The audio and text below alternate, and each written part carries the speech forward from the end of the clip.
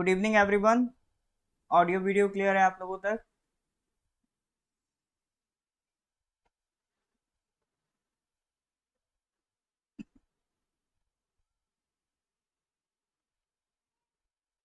हाँ जी।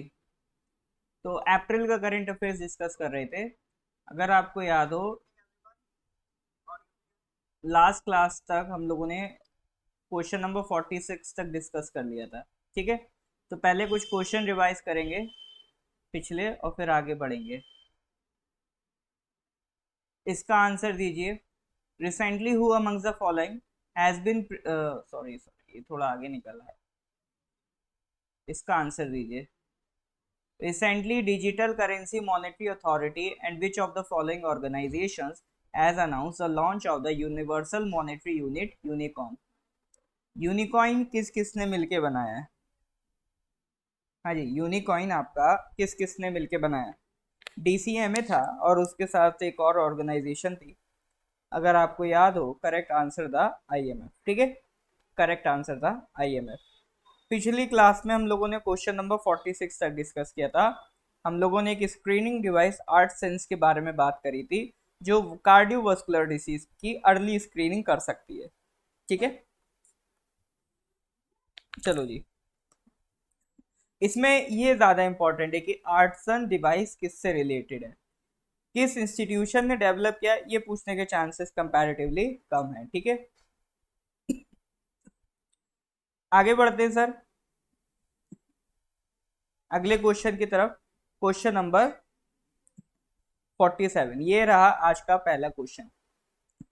What is the name of the rural mental health program? Rural mental health program, which has been recently launched by the National Institute of Mental Health and Neurosciences.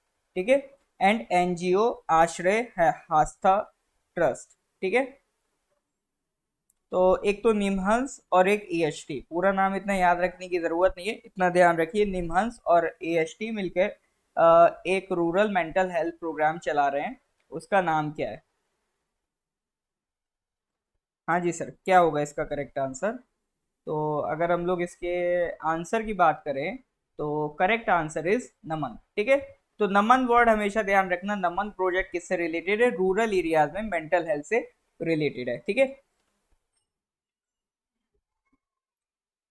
नमन की full form है, N for NIMHANS है, A for AHT है। ठीक है, comprehensive mental health action programme tool for rural communities. ठीक है, आजकल acronym कुछ भी चल रहे हैं, नमन में जरूरी नहीं है full form N A M A N से रिलेटेड है, कुछ भी एक्रोनिम आजकल चल रहे हैं। ठीक है, तो दो एरियाज सेलेक्ट किए गए हैं, एक कर्नाटका का, एक उत्तराखंड का। कर्नाटका का है आपका बेलूर वाला एरिया, जो कर्नाटका की हसन डिस्ट्रिक्ट में आता है, और एक आपका मुंसियारी वाला एरिया है जो पिथौरगढ़ डिस्ट्रिक्ट में आता है। ठीक है, तो ये दो एरिया सिलेक्ट किए गए हैं for the rural mental health programme. ठीक है, तो ध्यान रखिएगा, रूरल मेंटल हेल्थ प्रोग्राम का नाम क्या है? दैट इज आपका NIMHANS, sorry निमहंसी, Naman. Next question, question number 48. Recently, which of the following has become the first state in the country to prepare a water budget? Which of the following has become the first state in the country to prepare a water budget? इनमें से कौन सी country पहली बार ऐसा उसने, मतलब sorry, first state, अपने देश में ऐसा पहला कौन सा स्टेट है जिसने वाटर बजट प्रोड्यूस किया है? हाँ जी, अर्नब दादा।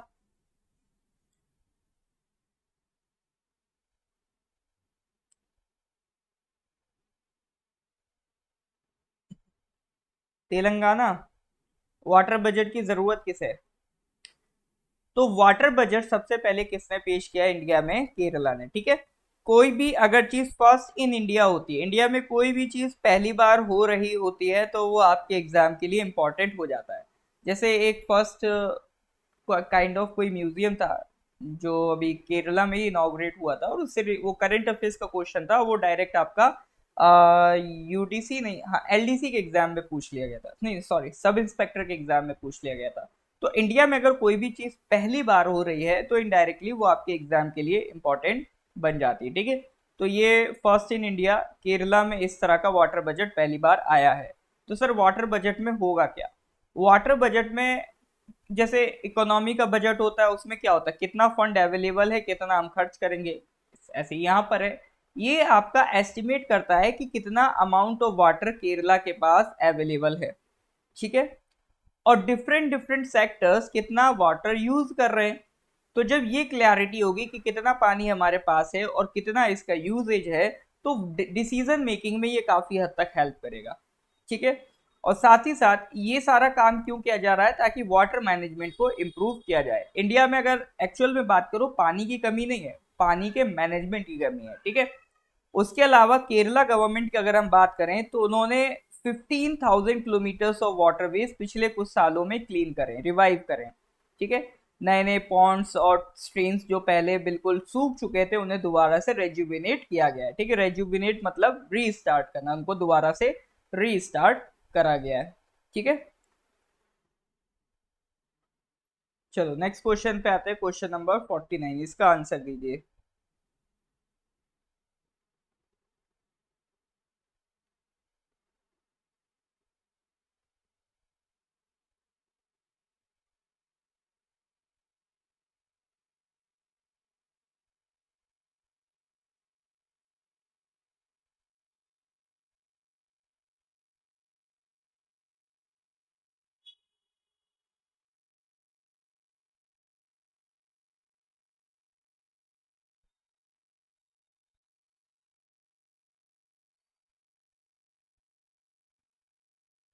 बताइए सर।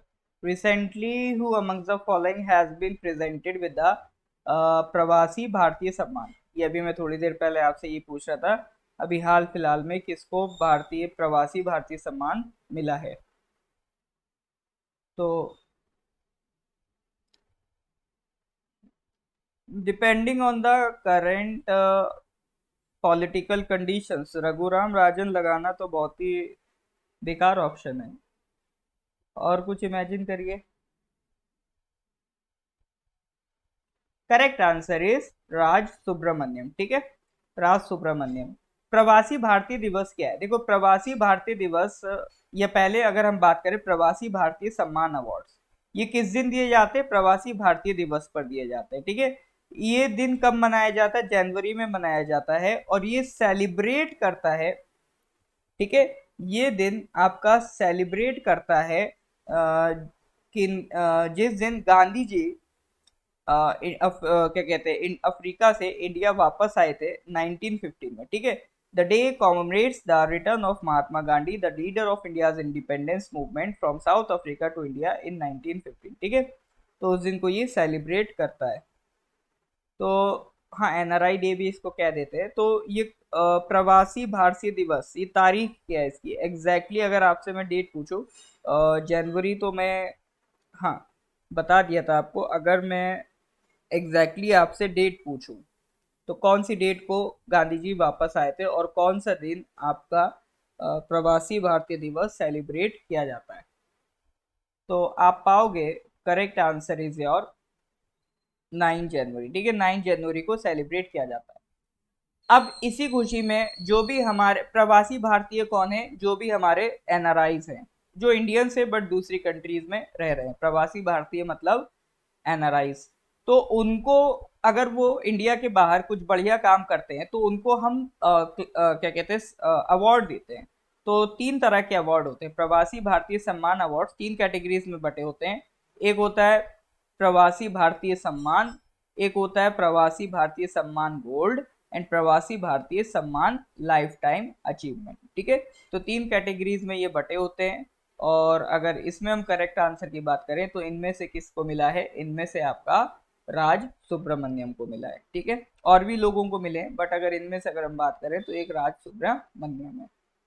चलो ये coming to the next question, question number 50।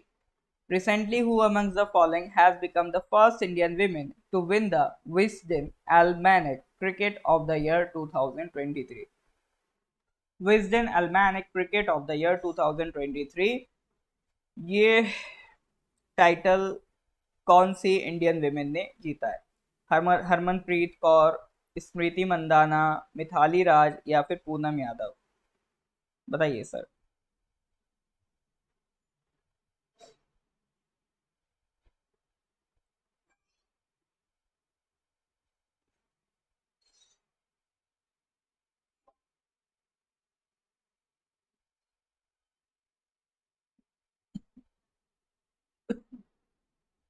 Correct answer is Harmanpreet Kaur. ठीक है।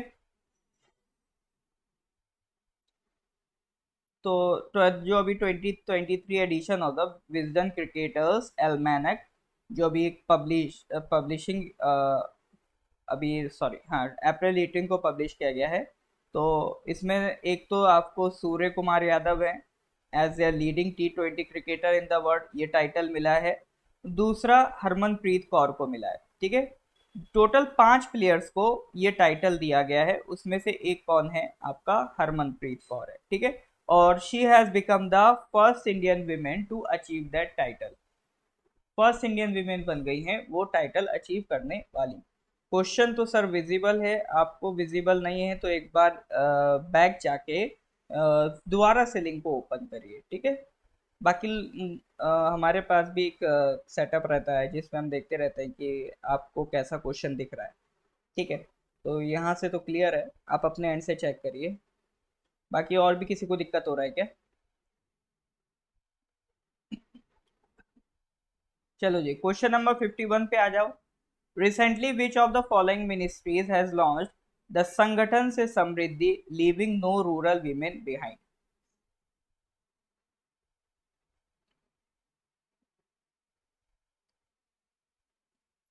संगठन se Samriddhi living no rural women behind किसका कैंपेन है? किस मिनिस्ट्री ने लॉन्च किया ये? एक तो सर हमें ये समझ में आ रहा है कि ये रूरल विमेन के वेलफेयर के लिए। ठीक है। रूरल विमेन के वेलफेयर के लिए। तो ये रूरल डेवलपमेंट से रिलेटेड हो सकता है। ठीक है।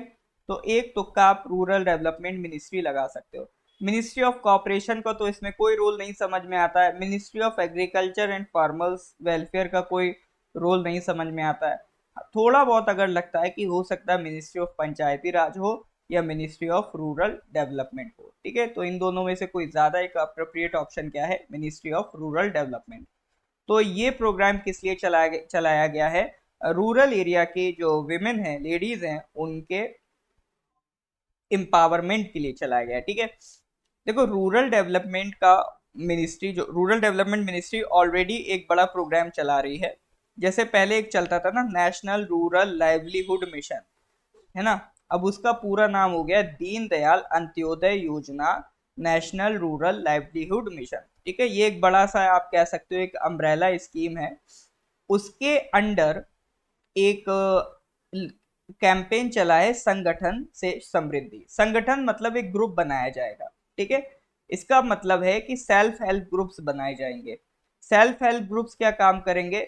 सेल्फ हेल्प ग्रुप्स विमेन को माइक्रो लोन्स प्रोवाइड करते हैं। जैसे गांव में एक सेल्फ हेल्प ग्रुप बन गया, महिलाएं जो हैं गांव की, उनका एक ग्रुप बन गया। उनसे कहा गया आपको थोड़ा थोड़ा फंड इकट्ठा करके अब एक जगह यहाँ पर पूल क्रिएट करना है। अब अगर इन घरों में से किसी भी एक घर को पैसे की जरूरत है तो वो इस पैसे को एज ए लोन वो लेडी ले सकती हैं। ठीक है।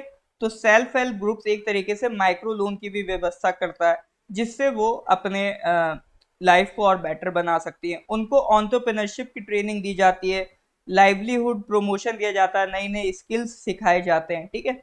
और वो खुद भी अलग अलग एरियाज में जाके वो स्किल्स को प्रमोट करती हैं। ठीक है। ये कैंपेन अभी जो हमारे 75 ईयर्स ऑफ इंडिपेंडेंस हुआ है, आज़ादी का अमृत महोत्सव, उसका ये पार्ट है। ठीक है।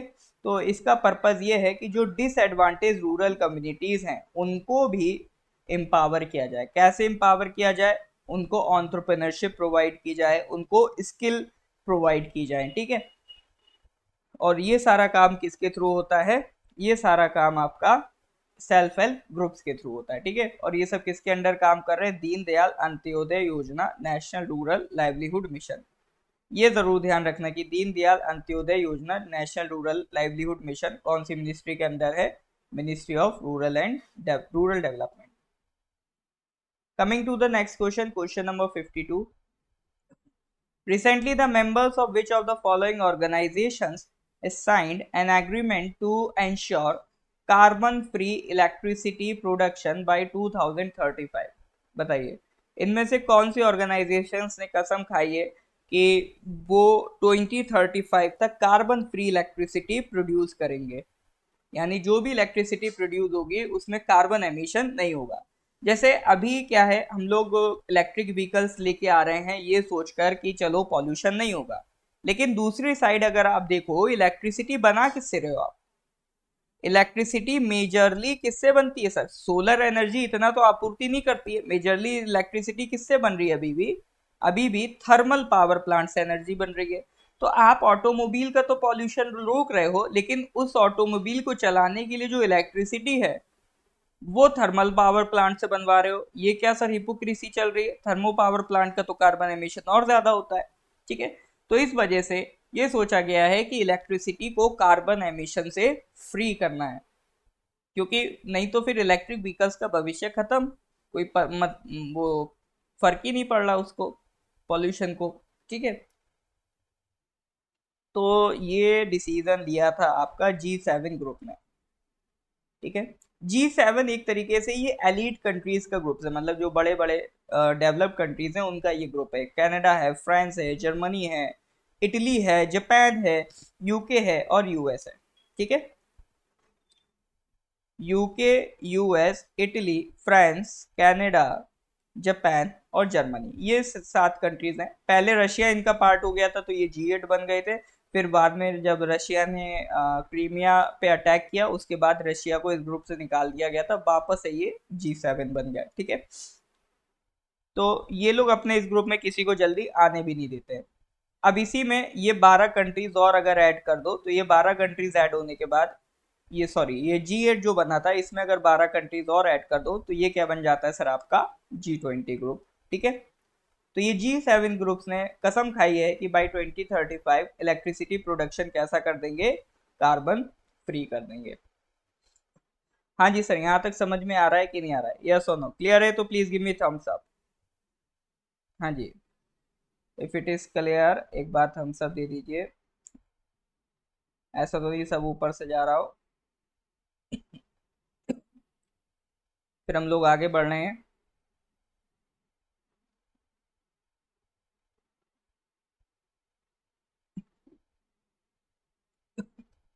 Question number 53. Recently, India has announced its plans to build a major geothermal power plant in which of the following state या UT? भारत सरकार प्लान कर रही है कि एक बड़ा जियोथर्मल पावर प्लांट लगाएगी, लेकिन कहाँ लगाएगी सर? अरुणाचल में लगाएगी, सिक्किम में लगाएगी, जम्मू कश्मीर में लगाएगी सरकार, या फिर उत्तराखंड में?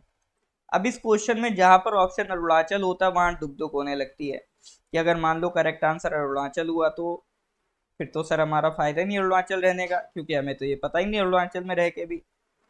करेक्ट आंसर क्या लगाओगे आप? तो अभी जो जियोथर्मल पावर प्लांट बनने जा रहा है वो कहाँ बनने जा रहा है? तो चलो यूनानिमसली सब ये लगा रहे तो ए ही मानते हैं। तो correct answer is A, Arunachal Pradesh. ठीक है, क्वेश्चन नंबर 53, अरुणाचल प्रदेश। अब ये जियोथर्मल पावर प्लांट काम कैसे करता है? अब देखो इंडिया में कुछ एरियाज ऐसे हैं जहां पर पानी बहुत ज्यादा हॉट होता है। ठीक है, इंडिया में कुछ एरियाज ऐसे हैं या दुनिया भर में जहां पर पानी हॉट होता है। क्यों होता है? हो सकता है वहां जो अर्थ के नीचे की हीट है वो ज्यादा अच्छे से वहां पर पहुंच पा रही हो। ठीक है, उस वजह से यहाँ का पानी ज्यादा हीट अप हो गया। तो कुछ ऐसे एरियाज हैं जहाँ का पानी का टेम्परेचर ज्यादा होता है। ठीक है, आपने सुने होंगे अमेरिका में जैसे हॉट स्प्रिंग्स होता है। हॉट स्प्रिंग्स में क्या होता है? एक लेक होता है, उसमें से बहुत गरम गरम पानी निकलता है। ठीक है, वाटर वेपर्स निकलती हैं। क्यों? क्योंकि उसके नीचे बहुत ज़्यादा टेम्परेचर हाई होता है। तो कुछ एरियाज ऐसे होते हैं अर्थ के अंदर ग्राउंड वाटर में जहाँ पर टेम्परेचर हाई होने की वजह से वहाँ का ग्राउंड वाटर बहुत ज़्यादा हॉट हो जाता है। ठीक है, तो हॉट हो जाने की वजह से अब हम इसका क्या फ़ायदा उठाएंगे? हम इसका फ़ायदा उठाएंगे कि इसको डायरेक्ट पंप करेंगे, हॉट वाटर को पंप करेंगे, फिर जो हर किसी के साथ होता है, इधर टरबाइन लगाएंगे, इस टरबाइन से ये स्टीम निकलेगी, ठीक है। ये हॉट वाटर ऊपर आएगा स्टीम बन के, और इस स्टीम से आपका क्या होगा, इस स्टीम को टरबाइन पे घुमाएंगे, ये स्टीम टरबाइन को घुमाएगी, और जब टरबाइन को घुमाएगी उससे कनेक्ट है जनरेटर, और उससे क्या प्रोड्यूस होगी, आपकी इलेक्ट्रिसिटी, ठीक है। उससे क्या प्रोड्यूस होगी, आपकी इलेक्ट्रिसिटी। और पानी जो ये स्टीम टरबाइन को घुमाएगी, उसके बाद ये पानी ठंडा हो जाएगा, और ठंडा पानी हम वापस फिर से अर्थ के अंदर डाल देंगे, ठीक है। तो ये मैकेनिज्म समझ में आ रहा है कि नहीं आ रहा है? यस और no, give me thumbs up अगर समझ में आ रहा है तो, ये मैकेनिज्म। हाँ जी सर।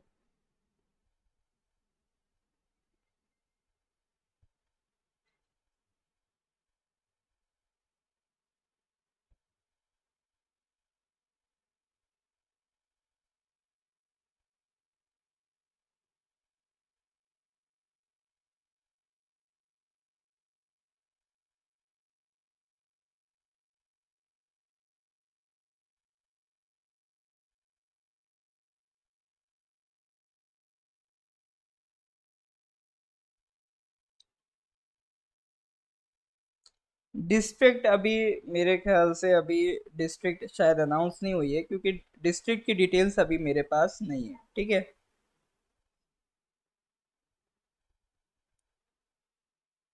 अभी तक जितनी रिपोर्ट्स आ रही है वो उसके हिसाब से ये आपका शायद बॉर्डर एरिया में के आसपास ही लगेगा। चलो, ये जो मैप है आपको शायद दिख रहा होगा इधर, ये आपको लोकेशंस बता रहा है कि कहाँ कहाँ पर जियोथर्मल एनर्जी आपको मिल सकती है। तो ये रीजन है, इधर ये आपका दिल्ली के नीचे एमपी से जुड़ा हुआ है, ये आपका इधर ये वाला रीजन है, ठीक है। ये वेस्टर्न साइड में एक रीजन है, ईस्टर्न साइड में ये दो छोटे रीजन है। इसके अलावा एक आपका सिक्किम है, और नॉर्थ ईस्ट में आपका अरुणाचल है, ठीक है। ये एरियाज है जहां पर आपका जियोथर्मल पावर प्लांट लग सकता है, जहां पर आपको जियोथर्मल एनर्जी मिल सकती है। जियो का मतलब होता है अर्थ, थर्मल का मतलब होता है हीट। तो अर्थ की हीट से हम लोग पावर जनरेट कर रहे हैं, इसीलिए इसको क्या कहते हैं, geothermal power plant. I hope it is clear now. चलो जी, आगे बढ़ते हैं फिर अगले क्वेश्चन की तरफ। Question number 54। According to the recent data by Ministry of Commerce and Industry, which of the following is the top exporting district in India in value terms in financial year 2022 to 2023? चार district के option है, बताना है इनमें से सबसे ज्यादा, चार डिस्ट्रिक्ट के ऑप्शन है, इनमें आपको बताना है सबसे ज्यादा एक्सपोर्ट कौन सी डिस्ट्रिक्ट ने किया है।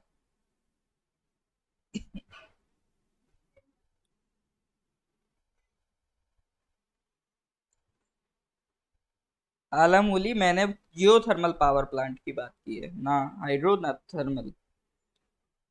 हाँ, तो अभी चार डिस्ट्रिक्ट्स के ऑप्शन है, उनमें से बताना है सबसे ज्यादा टॉप नंबर पे कौन है in the terms of the value, सबसे ज्यादा अमाउंट का एक्सपोर्ट किस कंट्री ने करा है। वालेकुम सलाम मीजिंग।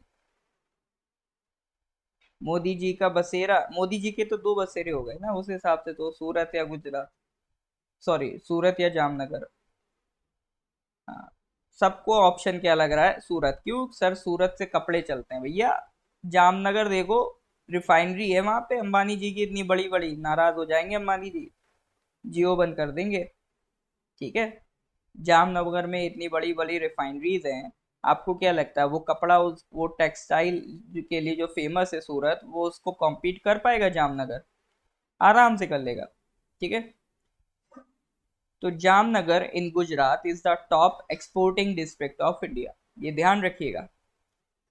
तो जामनगर में बेसिकली हम एक्सपोर्ट क्या कर रहे हैं, पेट्रोलियम प्रोडक्ट्स। तो इंडिया में जितना भी पेट्रोल एक्सपोर्ट होता है, पेट्रोलियम प्रोडक्ट्स, क्योंकि इंडिया की रिफाइनरीज एक्सपोर्ट अच्छा करती हैं, तो इंडिया की जितनी भी रिफाइनरी का से एक्सपोर्ट होता है पेट्रोलियम प्रोडक्ट्स, उसका 67% तो सिर्फ और सिर्फ कहाँ से होता है, आपका जामनगर से होता है, ठीक है। इसी तरह से Surat is famous for precious stones and jewellery. तो इंडिया का 36% एक्सपोर्ट सूरत से होता है। स्मार्टफोन्स के मामले में इंडिया का 26% एक्सपोर्ट जेबी नगर, मतलब नोएडा वाला जो एरिया है वहां से होता है, यूपी में। ठीक है। व्हीकल्स का एक्सपोर्ट अगर आप देखोगे, कांचीपुरम तमिलनाडु 21%। ठीक है। तो ये एक लिस्ट है, लेकिन कुल मिला के सबसे ज्यादा ध्यान रखना है कि पेट्रोलियम प्रोडक्ट्स का सबसे बड़ा एक्सपोर्ट कहाँ से होता है, जामनगर से होता है। ठीक है। ऑयल इंपोर्ट कर, देखो दो चीज में फर्क होता है। हम लोग जो इंपोर्ट करते हैं वो होता है क्रूड ऑयल। हम लोग उनसे ये नहीं कहते रिफाइन करके भेजो, हमारे पास खुद रिफाइनरीज हैं। ठीक है। हम क्या मंगाते हैं, हम मंगाते हैं क्रूड ऑयल, और फिर वो इंडिया की रिफाइनरीज में आके रिफाइन होता है, और उसके बाद इंडिया में भी यूज होता है और बाहर की कंट्रीज में भी एक्सपोर्ट किया जाता है। ठीक है। जैसे जो छोटी मोटी कंट्रीज है उनके पास रिफाइनरीज नहीं है इतनी अच्छी, जैसे कि इंडिया के पास है, तो वो हमको अपना ऑयल भेज देते हैं, हम उनका ऑयल रिफाइन करके उनको वापस कर देते हैं। ठीक है। तो मैं यहाँ पर पेट्रोलियम प्रोडक्ट की बात कर रहा हूँ, क्रूड ऑयल की बात नहीं कर रहा हूँ। जो हम इंपोर्ट करते हैं that is a crude oil, फिर उसको हम रिफाइन करते हैं, पेट्रोलियम प्रोडक्ट बनाते हैं, फिर उसको एक्सपोर्ट करते हैं। राम राम। जी, देखिए ऐसा है, पीडीएफ में बहुत कोशिश करूंगा, कल तक मोस्ट प्रोबेबली कंप्लीट कर दूंगा। ठीक है, कल का टारगेट है मेरा। और जैसे ही ये कंप्लीट हो जाएगा उसके बाद मैं पीडीएफ इसका अपलोड कर दूंगा। ठीक है, अप्रैल वाला फिर मैं पे काम स्टार्ट करना है। चलो जी। तो ये थोड़ी सी डिटेल है कि इंडिया के मेजर एक्सपोर्ट एरियाज क्या हैं। तो सबसे बड़ा अगर हम कुछ एरियाज की बात करें, एक तो इंजीनियरिंग गुड्स हम बहुत अच्छे बनाते हैं, उसमें बहुत आगे हैं एक्सपोर्ट करने के मामले में। जैसे पंप्स हो गए, एयर कंप्रेसर्स हो गए, इंजन्स हो गए, जनरेटर्स हो गए, ये सारी चीज़ें हम बनाते हैं ना, इसमें हमारा एक्सपोर्ट अच्छा है। एग्रीकल्चरल प्रोडक्ट्स में हमारा एक्सपोर्ट अच्छा है, टेक्सटाइल्स में हमारा एक्सपोर्ट अच्छा है, और फार्मास्यूटिकल्स एंड ड्रग्स में हमारा एक्सपोर्ट है। अगर आप फार्मास्यूटिकल्स की बात करो तो थर्ड लार्जेस्ट मेडिसिन के प्रोड्यूसर्स हैं हम। We are the third largest producer of medicine. और ये मैं कई बार पढ़ा चुका हूँ, mega integrated textile region and apparel park, MITRA park. MITRA park ध्यान रखना किससे रिलेटेड है, टेक्सटाइल से रिलेटेड है। ठीक है। पीडीएफ में व्हाट्सएप ग्रुप में आप लोगों को सेंड कर दूंगा। बाकी इस वीडियो के साथ एक पीडीएफ लिंक है, इस वीडियो के जो आप डिस्क्रिप्शन में देखोगे। अभी तो काम नहीं करेगा, लेकिन जब वीडियो कंप्लीट हो जाएगा इसके बाद इस वीडियो का जब आप फेसबुक पेज पे जाके डिस्क्रिप्शन देखोगे, उसमें पीडीएफ लिंक मिलेगा। तो जैसी पीडीएफ आएगी उसमें अपडेट हो जाएगी आपका। ठीक है। तो ये चार बड़े सेक्टर्स ध्यान रखना, goods, engineering goods, agriculture products, textiles and pharmaceutical drugs. ये चार कुछ ऐसे एरियाज हैं जहां पर इंडिया का एक्सपोर्ट काफी अच्छा है। चलो, coming to the next question, question number 55। अभी साइंटिस्ट जो इंडिया के, उन्होंने इलेक्ट्रोमैग्नेटिक आयन साइक्लोट्रॉन वेव्स को आइडेंटिफाई किया है। ठीक है। एमिक वेव्स भी कह रहे हैं इन्हें, शॉर्ट में पूरा नाम है इलेक्ट्रोमैग्नेटिक आयन साइक्लोट्रॉन वेव्स, इनको आइडेंटिफाई किया है। It is a form of plasma wave, एक तरीके की ये प्लाज्मा वेव्स है। आगे अभी हम डिस्कस करेंगे प्लाज्मा वेव्स क्या होते हैं।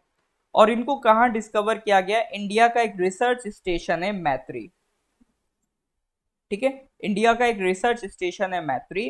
तो सवाल यह है कि ये मैत्री किस रीजन में है, आर्कटिक रीजन में है, ऑस्ट्रेलिया में है, एंटार्क्टिक में है, या अटाकामा डेजर्ट में है।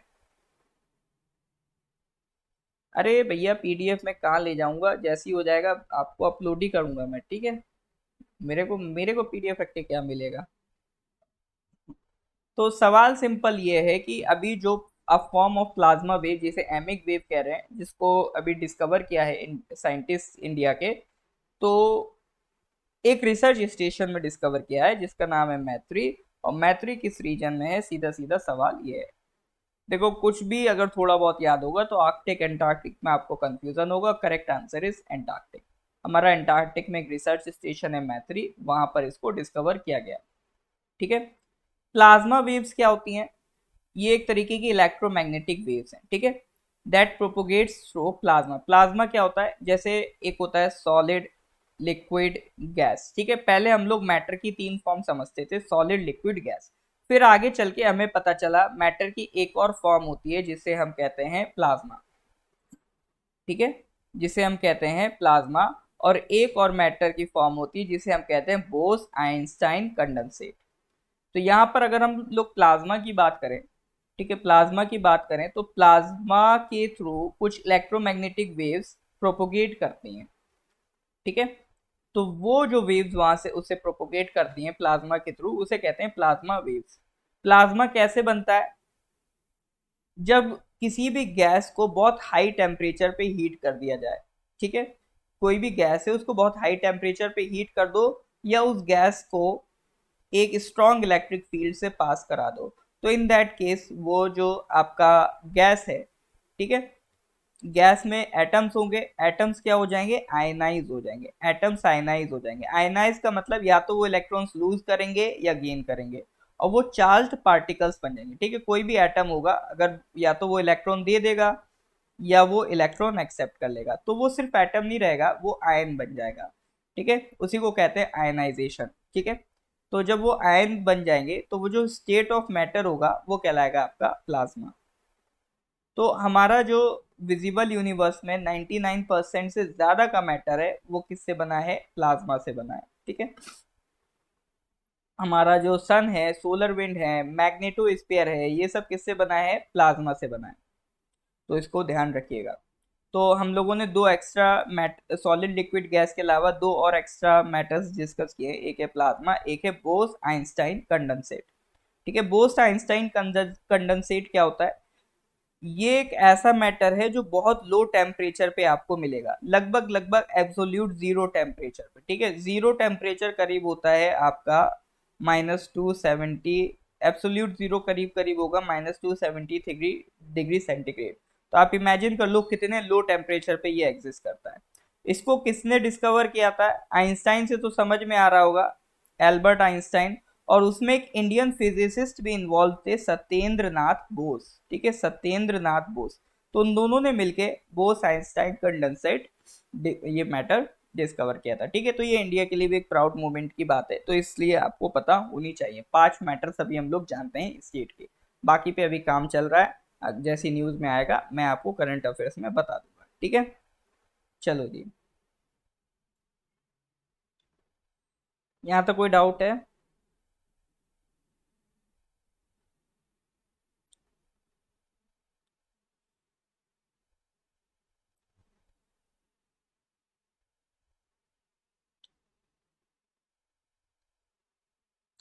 एक्चुअली में बोस आइंस्टाइन कंडेंसेट के एग्जाम्पल की बात करूँ तो जैसे सुपर कंडक्टर्स होते हैं। ठीक है, सुपर कंडक्टर्स क्या होते हैं? जैसे एक वायर होता है, उसके थ्रू इलेक्ट्रिसिटी पास करती है, लेकिन उस वायर में कुछ रेजिस्टेंस होता है जिसकी वजह से कुछ हीट भी जनरेट हो जाती है। तो जितनी एनर्जी सोर्स से मिली होगी उतनी एनर्जी सप्लाई नहीं हो पाएगी, कुछ हीट लॉस हो जाते हैं। ठीक है, इलेक्ट्रिसिटी में क्या होता है? हीट लॉस बहुत ज्यादा हो जाते हैं। लेकिन एक सुपर कंडक्टर के थ्रू अगर आप इलेक्ट्रिसिटी ट्रैवल कराओगे, उसमें रेजिस्टेंस कितना हो जाता है? अप्रोक्सीमेटली लगभग जीरो। तो उसमें जो हीट लॉस है ऑलमोस्ट नेग्लिजिबल हो जाता है। ठीक है, सुपर कंडक्टर्स में। अभी सुपर कंडक्टर्स बहुत इस पे काम चल रहा है, बहुत जल्दी ये अवेलेबल हो जाएंगे मार्केट में। ठीक है, इनके साथ दिक्कत क्या है? बहुत लो टेम्परेचर पे एग्जिस्ट करते हैं, तो एक जो नॉर्मल डेली लाइफ वाला जो टेम्परेचर है उसमें ये अभी बन नहीं पा रहे। अभी इस पे काम चल रहा है, तो ये बोस आइंस्टाइन कंडेंसेट मैटर का एक एग्जांपल है सुपर कंडक्टर। ठीक है, अब चूंकि इनका टेम्परेचर इतना कम होता है जिसकी वजह से ये हमें नॉर्मल टेम्परेचर पे दिखाई नहीं देते हैं। चलो, अब क्वेश्चन नंबर 56 की तरफ आते हैं। Who amongst the following is the author of the new book Sachin at the rate 50 celebrating a maestro? Sachin at the rate 50 celebrating a maestro, ये बुक किसने लिखी है?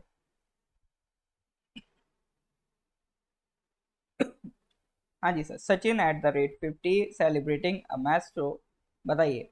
ये तो सर पता होना चाहिए।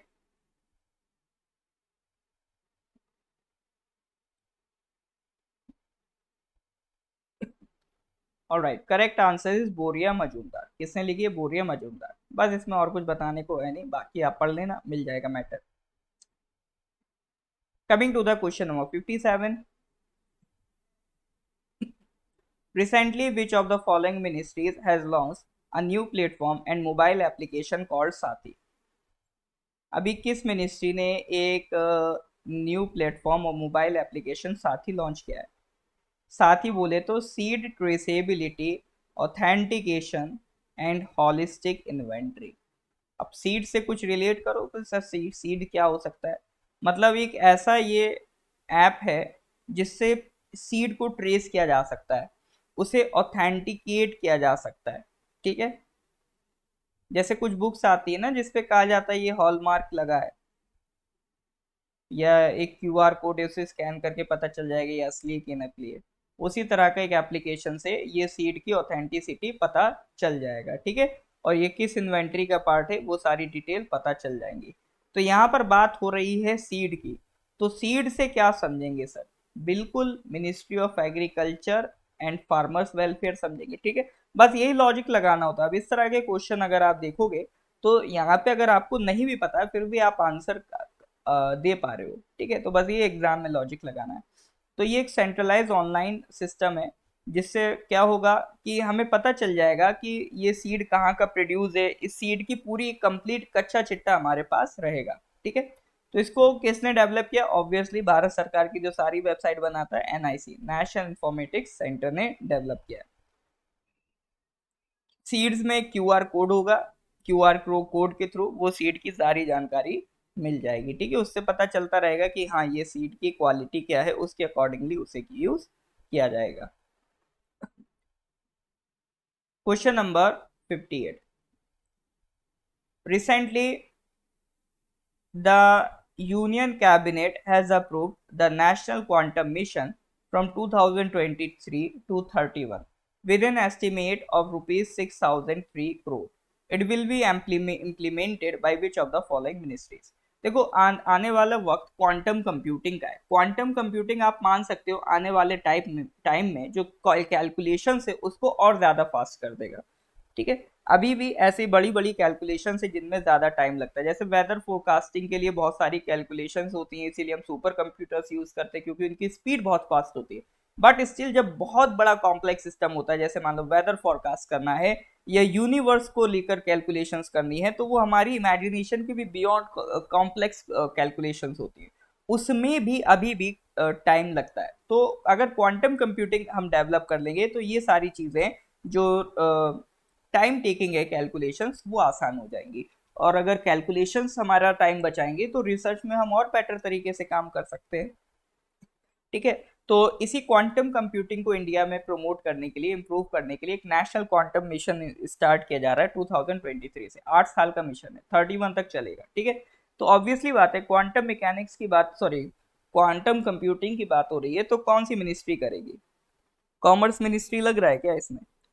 ठीक है, अब देखो अर्थ साइंसेस और कॉमन मिनिस्ट्री तो बिल्कुल नहीं लग रहा। साइंस एंड टेक्नोलॉजी हो सकता है, ये इलेक्ट्रॉनिक्स इन मिनिस्ट्री हो सकता है, इन दो में से ही कोई एक हो सकता है, ऐसे आप लॉजिक से लगाओ। और correct answer is science and technology. ठीक है, ministry of science and technology इस मिशन को चला रही है।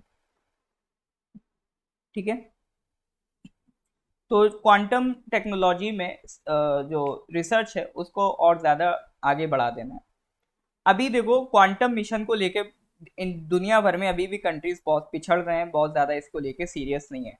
फिर भी India will be the 7th country to have a dedicated quantum mission. तो हमसे पहले और भी कंट्रीज हैं जो क्वांटम मिशन चला रहे हैं, जैसे यूएस है, ऑस्ट्रिया है, फिनलैंड है, फ्रांस है, कनाडा है और आपका चाइना है। ठीक है, क्वांटम टेक्नोलॉजी एक्चुअली है क्या? देखो जैसे आपने माना, हमने देखा कि मान लो हम लोग फोर्स की बात करते हैं, force is equal to mass into acceleration की बात करते हैं, लेकिन ये सारे जो ये जो लॉज है ये कौन बना के गया? न्यूटन बना के गया। लेकिन ये न्यूटन उन ऑब्जेक्ट्स के लिए बना के गया जो हमें विजिबल होते हैं, जो एक सिग्निफिकेंट मास और साइज रखते हैं। लेकिन ऐसे बहुत सारे छोटे छोटे एटम्स, अगर हमें उनका पैटर्न पकड़ना है कि उनका पैटर्न क्या है, उन पे कितना फोर्स लगाने पे वो कितना एक्सेलरेट करेंगे, उनका अगर पैटर्न पकड़ना है तो वहां पर न्यूटोनियन फिजिक्स फेल हो जाती है। ठीक है, उसके लिए फिर आइंस्टाइन ने काम करा कि जो छोटे छोटे पार्टिकल्स हैं उसके बिहेवियर को स्टडी करना at the smallest possible scale.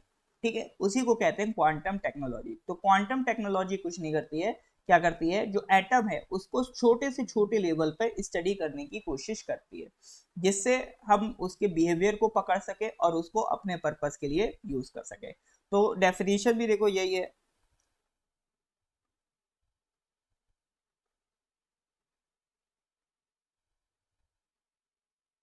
हाँ जी, आवाज आ रही है आप लोगों तक?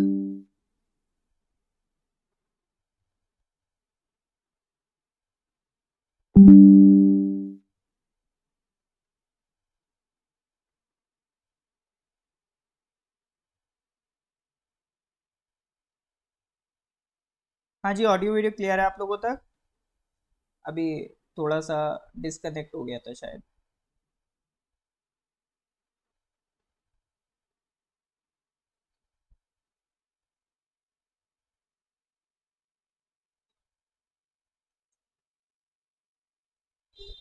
ऑल राइट,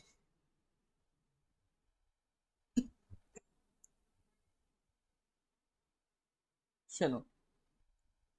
तो quantum technology is the study of behaviour of matter and energy at the smallest scale possible. ठीक है, it is the behaviour of matter and energy at the smallest scale possible. और इसकी definition he is a branch of physics that describes the behaviour of matter and energy at the atomic and सब atomic level. ठीक है, चलो। मतलब broad level पे Newton की mechanics काम आती है, और स्मॉलेस्ट लेवल पे बिहेवियर स्टडी करने के लिए क्वांटम मैकेनिक्स काम आता है, आप ऐसे देख सकते हो। ठीक है, चलो। That is question number 58। यहाँ तक क्लियर है कि नहीं, समझ में आ रहा है तो गिव मी थम्स अप। हाँ जी सर, यहाँ तक अगर सब समझ में आ रहा है तो एक बार थम्स अप दे दीजिए। कोई डाउट हो तो डाउट पूछ लीजिए। क्वेश्चन नंबर 59 पे फिर सर आते हैं। दो आइटम है, एक वेल्लोर का स्पाइनी ब्रिंजल है और रामनाथपुरम का मुंडू चिली है। तो ये किस स्टेट से बिलोंग करते हैं जिन्हें जीआई टैग मिला है? वेल्लोर स्पाइनी ब्रिंजल और रामनाथपुरम मुंडू चिली। ब्रिंजल समझते हैं, बैंगन। चिली मतलब मिर्चा। ठीक है, तो इन दोनों को क्या मिला है? जीआई टैग मिला है। और ये दोनों किस स्टेट के हैं?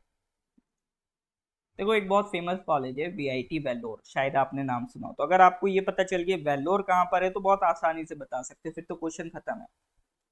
और कई लोगों को पता भी होता है वेल्लोर इज इन तमिलनाडु। ठीक है, तो ये दोनों इस कौन से स्टेट के हैं? तमिलनाडु के। वेलोर स्पाइनी ब्रिंजल और रामनाथपुरम मुंडुचिली, ये दोनों कहाँ के हैं? तमिलनाडु के। ठीक है, तो तमिलनाडु में अगर हम टोटल बात करें तो 45 प्रोडक्ट्स हैं जिनको जीआई टैग मिल चुका है। तो सबसे एक क्वेश्चन ये भी बन सकता है कि सबसे ज्यादा जीआई टैग किस स्टेट के पास है? तमिलनाडु के पास है। सॉरी, सबसे ज्यादा कर्नाटका के पास है 46। सेकंड नंबर पे तमिलनाडु है 45। थर्ड नंबर पे केरला है 36। ठीक है, तो कर्नाटका, तमिलनाडु, केरला, ये रैंक है अभी जो नंबर ऑफ जीआई टैग्स जो बटे हैं। ठीक है, सबसे ज्यादा कर्नाटका के पास। ये चेंज होता रहता है, ऑब्वियसली बात है, बट अभी करंट का ये सिचुएशन है, ध्यान रखिएगा। ठीक है, moving on to the question number 60। Recently it was announced that Northeast's largest multi-purpose indoor stadium is being built in which of the following states? North east का अभी तक का सबसे बड़ा मल्टीपर्पज इंडोर स्टेडियम बनने जा रहा है। मल्टीपर्पज कहने का मतलब है उसमें अलग अलग कई सारे स्पोर्ट्स खेले जा सकते हैं। ठीक है, नॉर्थ ईस्ट का सबसे बड़ा स्टेडियम होगा ये इंडोर स्टेडियम। तो ये किस स्टेट में बन रहा है? सिक्किम में बन रहा है, नागालैंड में बन रहा है, मणिपुर में बन रहा है, या फिर मेघालय में बन रहा है?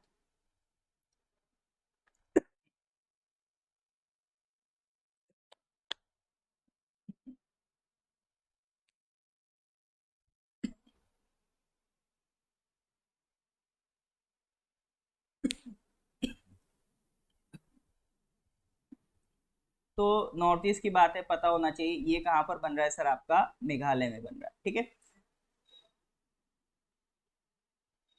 अभी एक्चुअली वहां पर एक जवाहरलाल नेहरू स्टेडियम है, वहां पे जो वहाँ मेघालय के सीएम है मिस्टर कॉनराड के सांगमा, नाम ध्यान रखिएगा, सांगमा जी वहाँ के सीएम है। तो वहाँ गए थे, वहाँ के शिलोंग के पोलो ग्राउंड में। एक्चुअल में जो पोलो आया है, पोलो का ओरिजिन कहाँ से? आपका मेघालय से। ठीक है, तो उसका रिनोवेशन, अपग्रेडेशन और एक्सपेंशन करके ही एक उससे भी बड़ा स्टेडियम बनाया जा रहा है। ठीक है, इसमें लगभग लगभग 30,000 की सीटिंग कैपेसिटी है। और ये शायद डेट गलत हो गई, इस दिसंबर तक 2023 तक ये अपडेट हो जाएगा। चलो, ये तो आसान था। नेक्स्ट क्वेश्चन पे आते हैं, question number 61। Recently, the border dispute between Assam and which of the following states has been resolved permanently? ये न्यूज़ अभी काफी न्यूज़ में थी, ये तो सुना होगा। सॉरी, हाँ, पोलो आपका मणिपुर का है, मेघालय का नहीं, पोलो मणिपुर का है।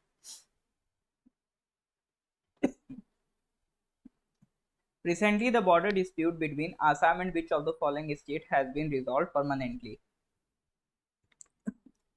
हाँ जी, ये तो सर अपना लोकल का सवाल है। हाँ, तो अभी आसाम गवर्नमेंट और अरुणाचल गवर्नमेंट ने मिलके जो उनका जो बॉर्डर डिस्प्यूट था, जो 1972 से चल रहा है। 1972 से क्यों चल रहा है? क्योंकि 1972 से ही नॉर्थ ईस्ट फ्रंटियर एजेंसी से आपका जो अरुणाचल प्रदेश है वो अलग हुआ था। ठीक है, फिर ये यूनियन टेरिटरी बना था। ठीक है, तो 1972 से बॉर्डर डिस्प्यूट चल रहा था। दोनों state 804 kilometre long boundary share करते हैं। इसमें 123 विलेजेस कवर थे जिनमें बॉर्डर डिस्प्यूट चल रहा था। तो उसको लेके फाइनल एक डिटेल सर्वे वगैरह करवा के फाइनली दोनों स्टेट से मिलके इस बॉर्डर डिस्प्यूट को रिजॉल्व किया। ठीक है, तो करेक्ट आंसर इज सी। अभी भी आसाम के बॉर्डर डिस्प्यूट बाकी स्टेट से हैं, होपफुली वो भी टाइम टू टाइम हो जाएंगे dispute, just like with Arunachal के साथ जो सॉल्व हुआ है। नेक्स्ट क्वेश्चन पे आते हैं, question number 62। According to the recently release census of water bodies by the ministry of Jal Shakti, which of the following states has the highest number of ponds and reservoirs? ठीक है, एक आजकल मतलब वाटर को लेके देखो हम लोग इतना ज्यादा चिंतित हो गए। जैसे अभी हमने देखा केरला क्या बना रहा है, वाटर बजट बना रहा है। मिनिस्ट्री ऑफ जल शक्ति ने वाटर सेंसस करवाया है सर। वाटर सेंसस में मतलब वो वाटर बॉडीज काउंट करेंगे इंडिया में कितनी है, किस स्टेट में कितनी वाटर बॉडीज हैं, कितने पॉन्ड्स या रिजर्वॉयर्स हैं किस कंट्री में कितने।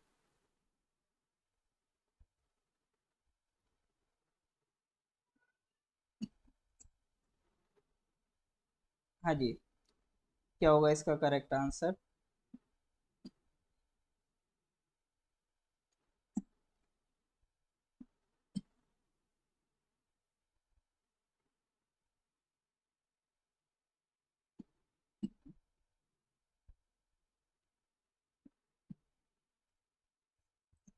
बिल्कुल, सबसे ज्यादा वाटर बॉडीज या पॉन्ड्स की बात करें तो वो किसके पास है? वेस्ट बंगाल। इस तरह के क्वेश्चन एग्जाम के लिए इंपॉर्टेंट होते हैं। ठीक है, पूरी एक लिस्ट मैंने यहाँ भेज दी है। सबसे ज्यादा वाटर बॉडीज वेस्ट बंगाल के पास हैं, उसके बाद यूपी के पास है। ठीक है, और सबसे कम वाटर बॉडीज किसके पास हैं? तो सबसे कम है सर सिक्किम के पास। तो ध्यान रखना, सबसे ज्यादा वाटर बॉडीज या पॉन्ड्स वेस्ट बंगाल के पास हैं और सबसे कम किसके पास हैं? सिक्किम के पास हैं।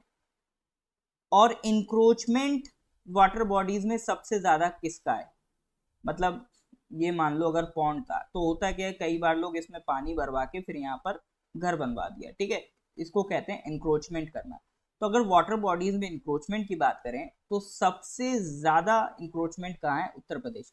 वहाँ 15,301 वाटर बॉडीज को कहीं ना कहीं इलीगली इंक्रोच करके वहां पर कुछ ना कुछ डेवलपमेंट कर दिया गया है। ठीक है, वो वाटर बॉडीज खत्म कर दी गई हैं।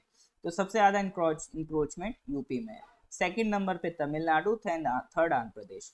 ये इतना इंपॉर्टेंट नहीं है, मेन ध्यान ये रखना कि सबसे ज्यादा वाटर बॉडीज उत्तर सॉरी वेस्ट बंगाल में है और सबसे कम सिक्किम में है। ठीक है, सेकंड थर्ड नहीं पूछता, फर्स्ट या लास्ट पूछता, तो उन दोनों को आप ध्यान रखेंगे। ठीक है सर, चलिए, तो आज के क्वेश्चन यहीं तक रखते हैं।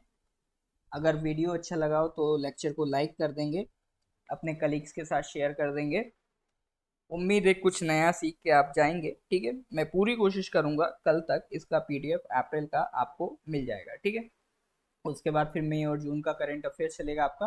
अभी डिस्कशन तो अप्रैल का एक दो क्लास और लगेगा, बट पीडीएफ आपको मिल जाएगा। ठीक है, चलिए जी, ठीक है सर, तो फिर इसके बाद मिलते हैं अगली क्लास में। Till then, good bye, have a nice day. Thank you Nemi ji.